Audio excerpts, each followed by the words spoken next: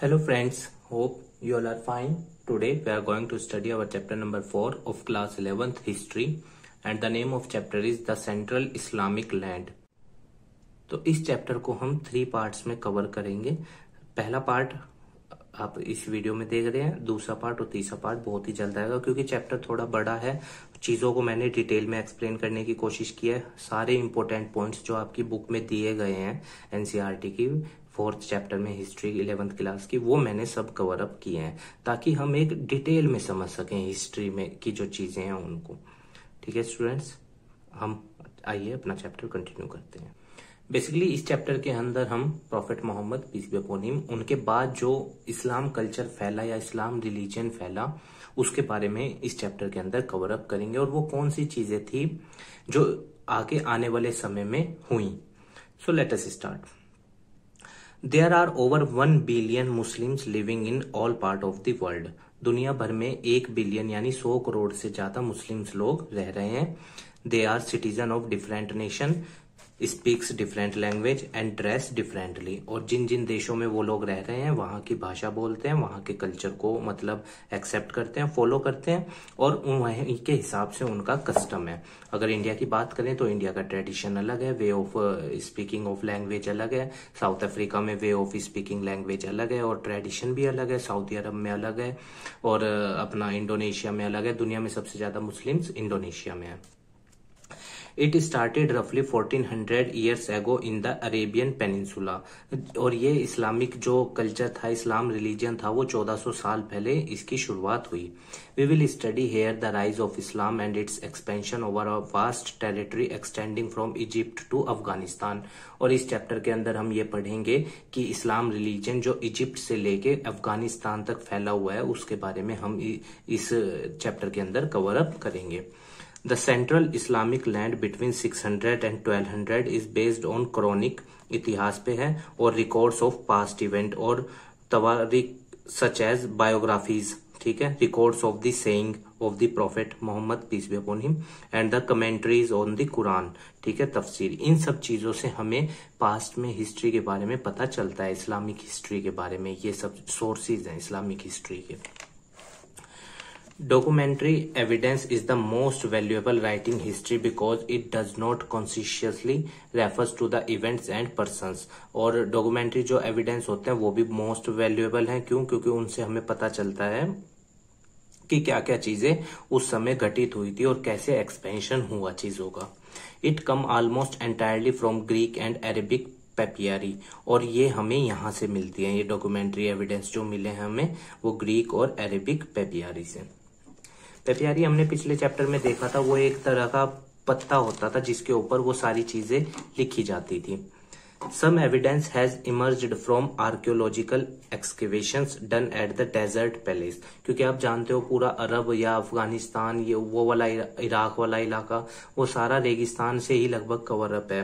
तो जब वहां पे वो की गई, खुदाई की गई, तो जो चीजें मिली हैं उनसे भी हमें इस्लामिक हिस्ट्री के बारे में पता चलता है। न्यूमिस्मेटिक वो पर्सन्स होते हैं जो किसकी स्टडी करते हैं, कॉइन्स की स्टडी करते हैं। एंड एपिग्राफिक, एपिग्राफिक किसको बोलते हैं, स्टडी ऑफ इंस्क्रिप्शंस को, जो अभिलेख होते हैं जैसे पत्थर पे लिखे गए या जो भी चीजें होती हैं, ठीक है। Sources which is of great value, क्योंकि इनकी बहुत कीमत है, ये हमें हिस्ट्री के बारे में बताते हैं। For economic history, art history and for establishing names and dates. हमें जो भी आज हमें किसी भी जब हम पास्ट इवेंट की स्टडी करते हैं तो हम किन चीजों से करते हैं, इन्हीं सब चीजों से करते हैं। तो जब हम इस्लामिक स्टडी करने जाते हैं, इस्लामिक हिस्ट्री की स्टडी करने जाते हैं, तो वो भी हमें इन सब चीजों से ही पता चलती है। The rise of Islam in Arabia, faith, community and politics. During 612 से लेके 32 the prophet Mohammad peace be upon him, जहां पे भी प्रॉफेट मोहम्मद शब्द आएगा हम peace be upon him use करेंगे, ठीक है। The prophet Mohammad peace be upon him preached the worship of single god Allah. तो प्रॉफेट मोहम्मद ने पीस बी अपॉन हिम, उन्होंने कौन से रिलीजन की बात कही कि दुनिया में सिर्फ एक गॉड है और जिसका नाम क्या है, अल्लाह है। This was the origin of Islam, और यही क्या था, इस्लाम की शुरुआत थी।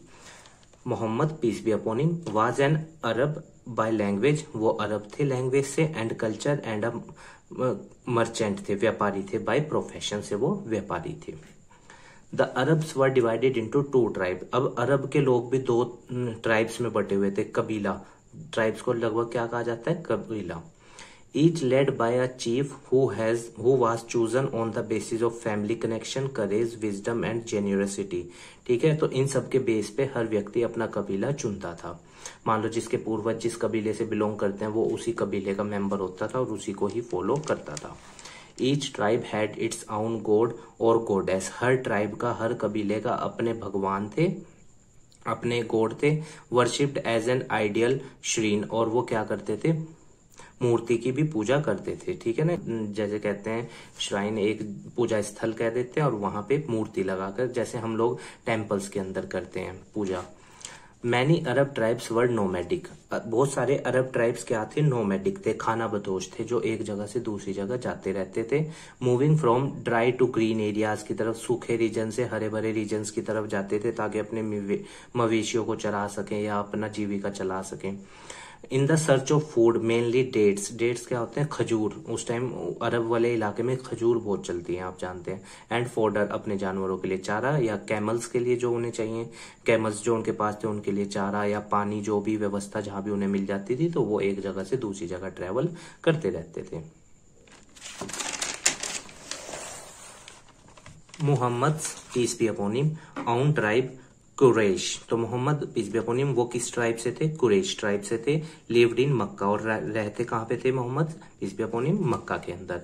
And control the main shrine called Kaaba, और वो मतलब मेन मेंबर थे, या मेन मतलब कह सकते हो आप केयर टेकर थे काबा शरीफ के।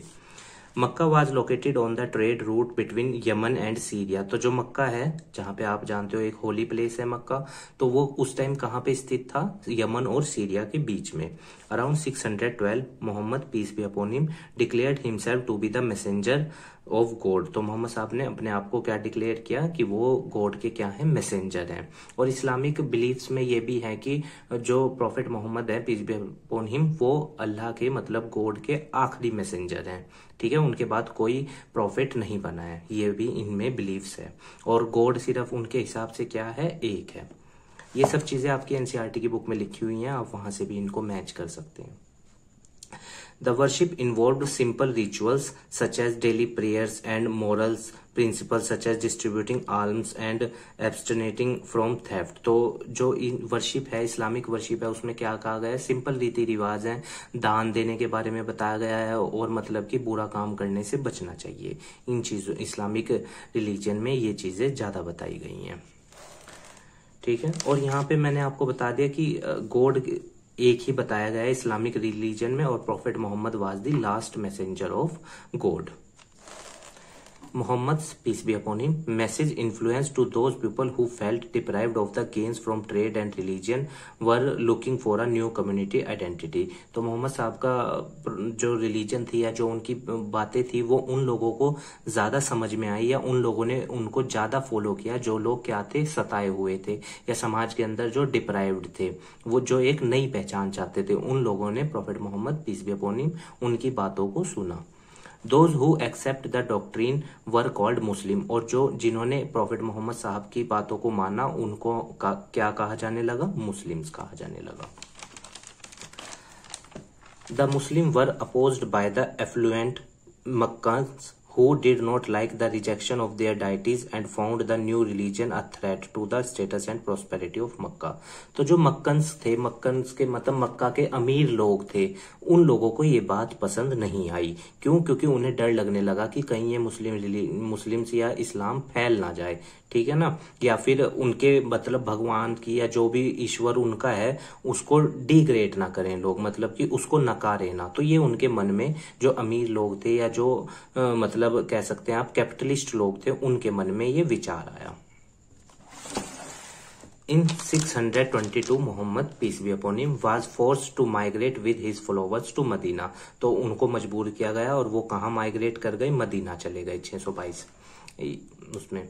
मोहम्मद्स journey from Mecca was a turning point in history of Islam. With the years of his arrival in Medina, marking the beginning of Muslim calendar. तो जब मोहम्मद साहब मदीना पहुंचे वहीं से ही मुस्लिम कैलेंडर शुरू हुआ। जैसे हम लोगों का हिंदू कैलेंडर होता है इसी तरह मुस्लिम लोगों का मुस्लिम कैलेंडर होता है, हिजरी बोलते हैं उसको, आप जानते होंगे।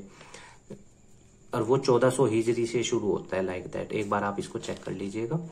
इन Medina Muhammad created a political order and give his followers the protection. तो मोहम्मद साहब ने, पीस बी अपॉन हिम, उन्होंने अपना रिलीजन या जो भी उनकी प्रीचेस थी, बातें थी, वो मदीना के लोगों को समझाई और अपने फॉलोअर्स को प्रोटेक्ट किया।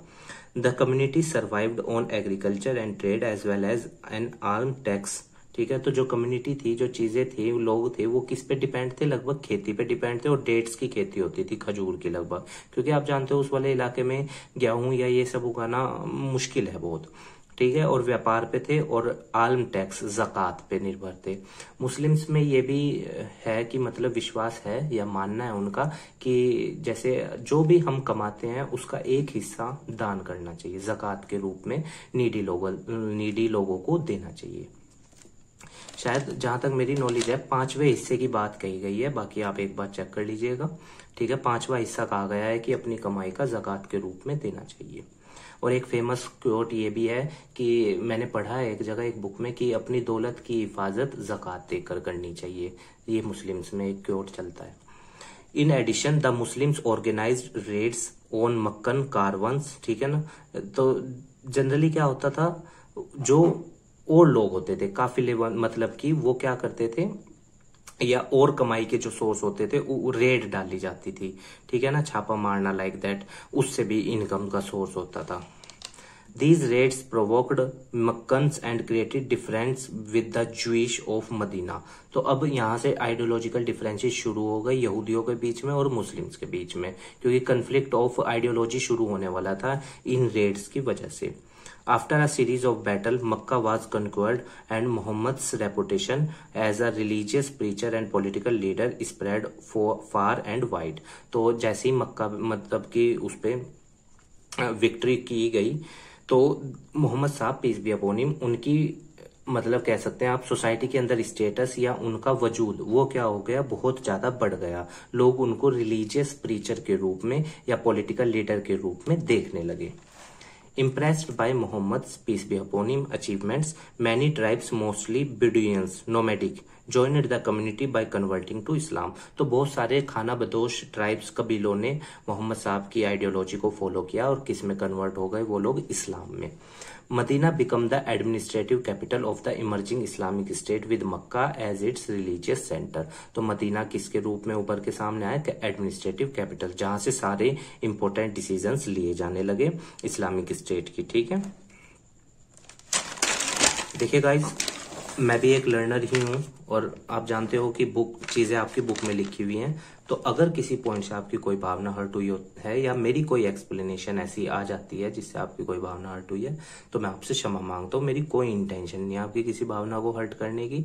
मैं भी चीजें पढ़ के ही सीख रहा हूँ और वो ही आपको एक्सप्लेन करने की कोशिश कर रहा हूँ। तो अगर मैं कहीं पे गलत हूँ तो आप मुझे उसको करेक्ट कर दीजिएगा कमेंट बॉक्स में बताकर, ताकि मैं भी अब मेरी जो नॉलेज है वो भी करेक्ट हो जाए। ठीक है स्टूडेंट्स, एज अ लर्नर ही आप चीजों को लीजिएगा। मैं इसलिए ये बात बोल रहा हूँ क्योंकि रिलीजियस चीजें हैं तो कई बार क्या होता है कि एक्सप्लेनेशन की वजह से कंफ्लिक्ट्स अराइज हो जाते हैं, तो मैं उसके लिए आपसे क्षमा मांगता हूँ। मेरी इंटेंशन नहीं है ऐसी कोई भी।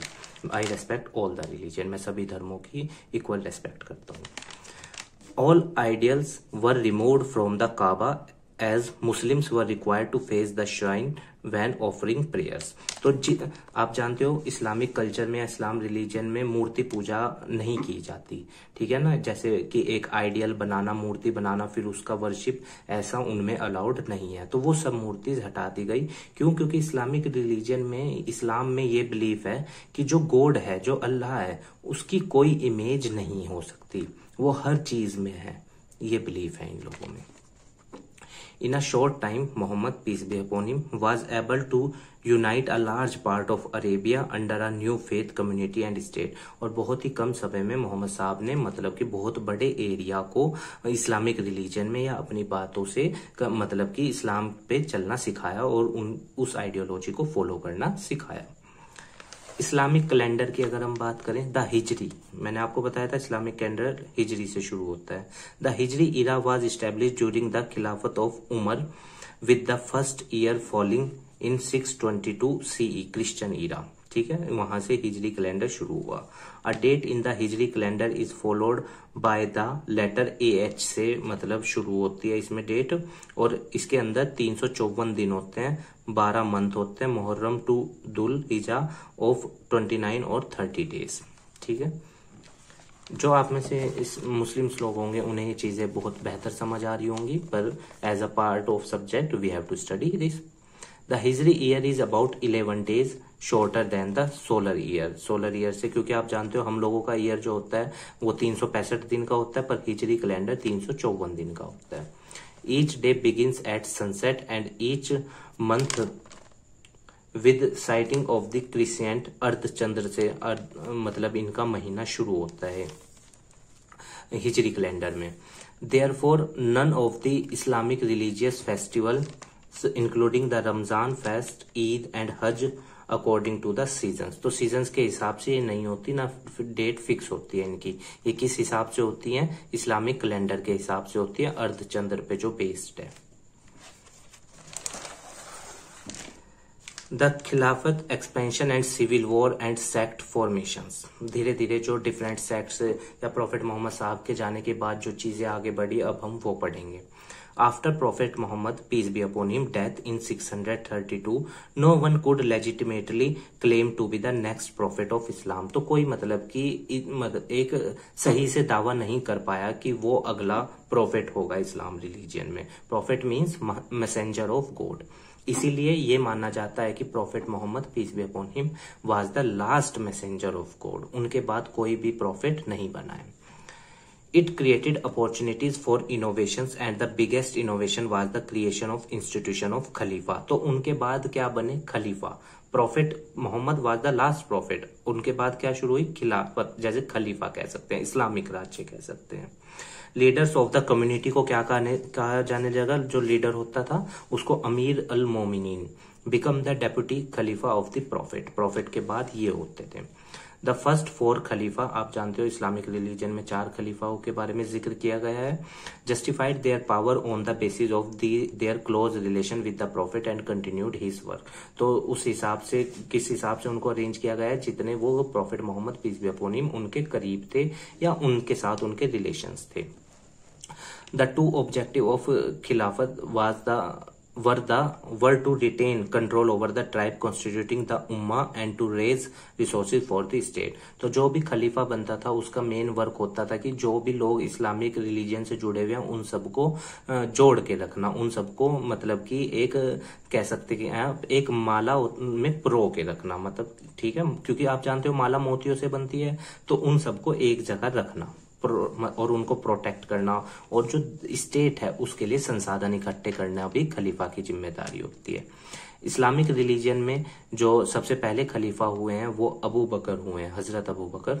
सप्रेस्ड द रिवोल्ट, और उन्होंने ही जो भी मतलब और चीजें होती थी या अगर कोई इस्लाम रिलीजन के खिलाफ आवाज उठाता था या विरोध करता था उसका, जैसे ज्यूइश लोग करते थे, तो वो उनको दबाने में कामयाब रहे हैं अबू बकर। ठीक है। द सेकंड खलीफा कौन थे? हजरत Umar. Tried to expand their power because he knew that empire could not run with taxes booty from raids. तो इनको पता था कि भाई एम्पायर अगर इतना बड़ा इस्लामिक रिलीजन और फैलाना है तो सिर्फ टैक्स या इन सब चीजों से नहीं हो सकता वो, तो उन्होंने धीरे धीरे इस्लाम को और फैलाया। The Khalifa and his military commanders used their tribal strength to conquer lands belonging to the Byzantine Empire, promoted Christianity। जो लोग क्रिश्चियनिटी को प्रमोट करते थे उनसे वो मतलब उनकी चीजों को क्या करते थे, उन पे अपना हक जमा लेते थे। In the west and the Sasanian empire promoted, जो पारसी धर्म को फॉलो करते थे, ancient religion of Iran in the east. तो उन सब चीजों से जो मिलती थी चीजें उन्हें वो इकट्ठा करते थे। ठीक है, इन सबको जीतते थे जो या तो क्रिश्चियन से बिलोंग करती थी या पारसी लोगों से। इस तरह धीरे धीरे एक्सपेंशन हुआ। At the time of Arab invasion these two empire had declined in strength due to the religious conflict and revolt by the aristocracy।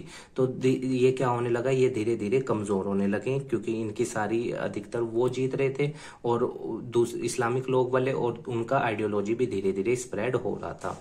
This made it easier for the Arab to annex territories through wars and treaties के जरिए उन्होंने इन सब की territories पे क्या कर लिया, कब्जा कर लिया, क्रिश्चियंस और पारसीज की। इन 3 successful campaigns the Arab made their control on Syria, Iraq, Iran and Egypt।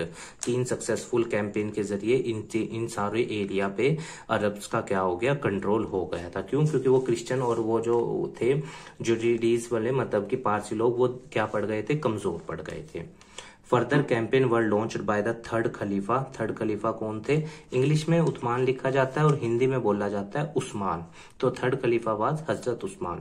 To extend the control to Central Asia, और फिर इन्होंने इस्लामिक रिलीजन को सेंट्रल एशिया तक फैलाया। And control the vast territory between Nile and Oxus river तक इन्होंने सारे पे इस्लाम रिलीजन को फैलाया और कंट्रोल किया।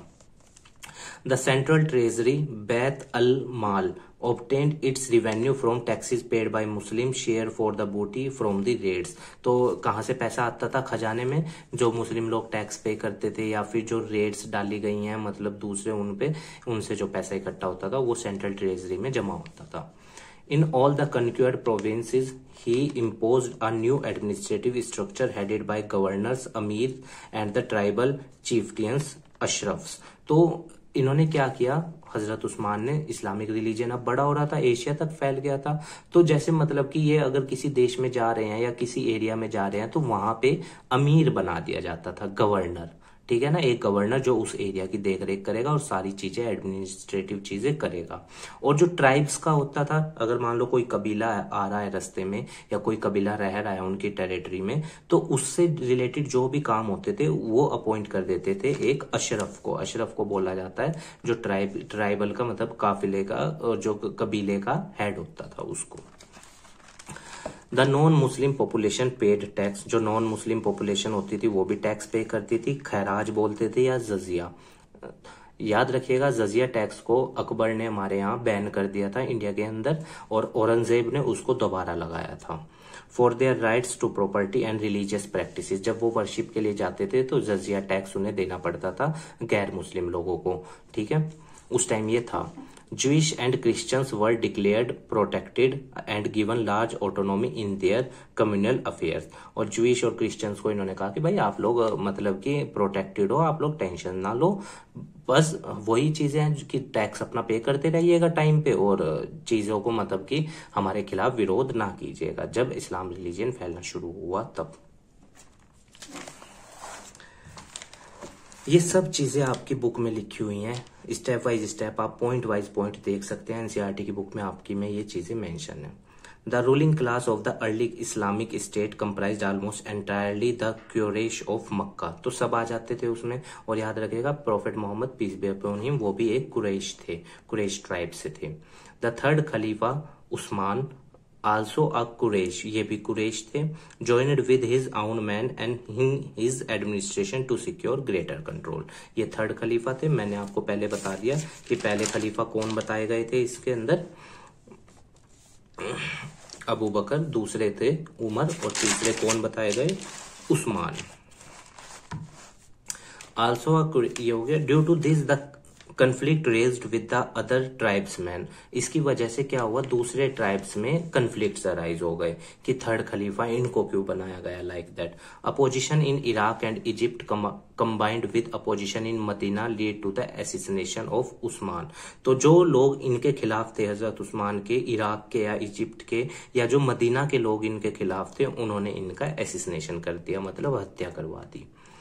अब फोर्थ खलीफा बनने थे, तो फोर्थ खलीफा कौन बने, विद द उस्मान्स डेथ हजरत अली अलैहिस्सलाम। इनके नाम के आगे हम अलैहिस्सलाम यूज करेंगे, ठीक है। बिकम द फोर्थ खलीफा, ये फोर्थ खलीफा बने हजरत अली।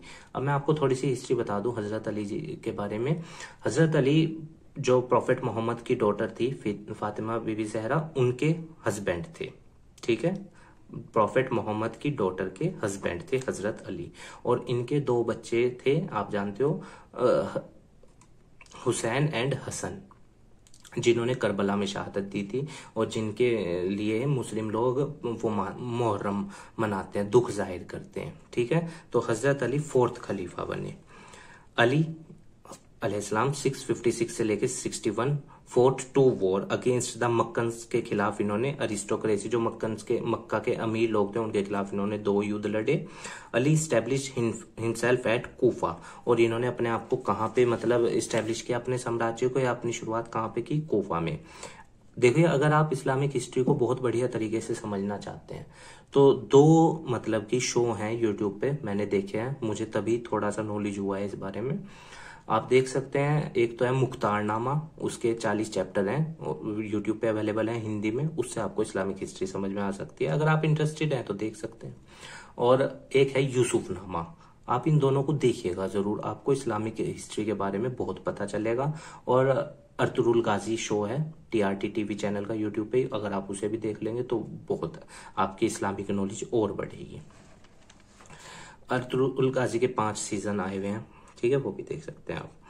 अली अलैहिस्सलाम established himself at Kufa and defeated an army led by Muhammad's wife Ayesha in the battle of the Kamil. और इन्होंने क्या किया, उस मोहम्मद की जो वाइफ थी आयशा, उनके द्वारा जो आर्मी लीड की जा रही थी, बैटल ऑफ कमील बोला जाता है इसको, ठीक है ना, 657 में उसको हराया अली अलैहिस्सलाम से।